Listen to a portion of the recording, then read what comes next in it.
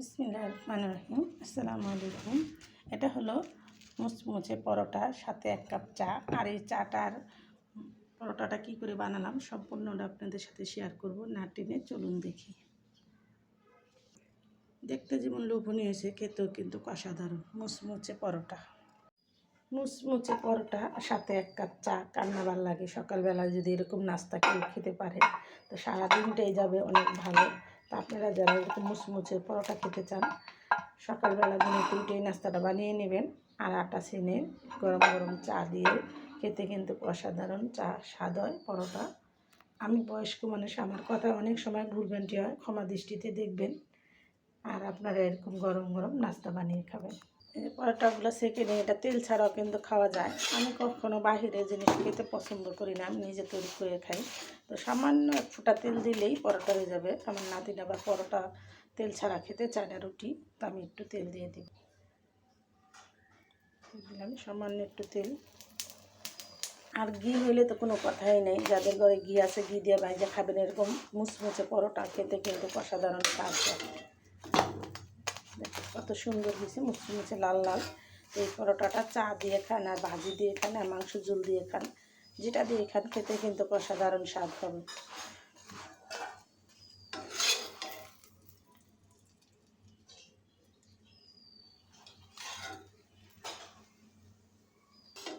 এটা নামিয়ে নিব। আর একটা পরোটা এখানে বাইরে নিব। আমি যাই কিছু করি আপনাদের সাথে ফুল ভিডিও শেয়ার করি। আমার ভিডিওগুলো না টেনে দেখবেন, আর এরকম সুস্বাদু নাস্তা বানিয়ে খাবেন। অল্প আঁচ দিয়ে পরোটাটা এরকম ঘুরিয়ে ঘুরিয়ে ভাজবেন, আগে তেল ছাড়া। তারপরে একটু হালকা তেল দিয়ে দিবেন, দেখবেন পরোটা খেতে মুচমুচে হবে, স্বাস্থ্যের জন্য অনেক ভালো। তো আমি সামান্য একটু তেল দিয়ে পরোটাটা ভেজে নেব।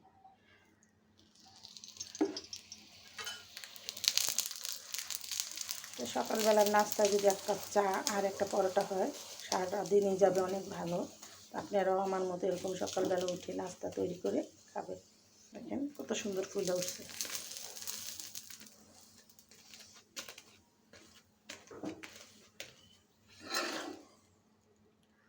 তো আমি এখানে আরেকটা পরোটা ভেজে নিলাম। তো কীভাবে পরোটাটা ভাজলাম আপনাদের সাথে ফুল ভিডিওটা শেয়ার করলাম, না টেনে দেখবেন। আর এরকম সুস্বাদু নাস্তা তৈরি করে খাবেন। আর নতুন নতুন ভিডিও পেতে সাথেই থাকবেন। ভিডিওটা বড় না করে আমি এখানে রেখে দিলাম। আসসালামু আলাইকুম। আমার 3টা পরোটা এখানে ভাজা হয়ে গেল। এখন 1টা 2টা 3টা হয়ে গেল আমার সকালের নাস্তা। 1 কাপ চা।